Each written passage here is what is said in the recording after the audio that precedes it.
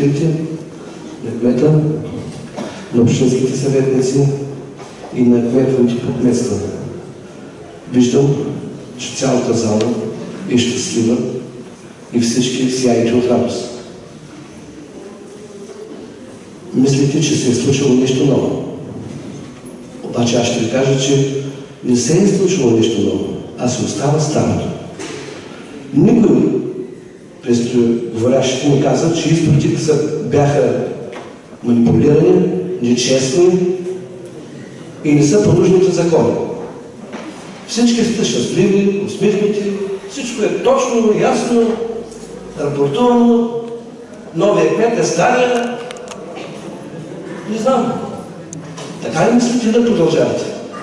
Втори мандат, трети мандат, накрая няма нищо. Така. С няколко думи искам да кажа.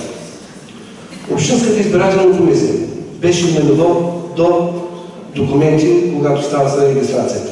Оттам нататък пише слаб 2. И това трябва да се промени на следващите избори. Го казвам ясно, точно и категорично. Нека с присъствието на Националния фронт за спасение на България в тая сграда, която се носи, че е сградата на лукса и парите, нека да я променим. Да направим друг лозунг. Да работим заедно отгоре върху масата, а не под масата. Така че, помислете много добре. Всеки от двата лагера говореше, че Националният фронт поддържа едните и другите.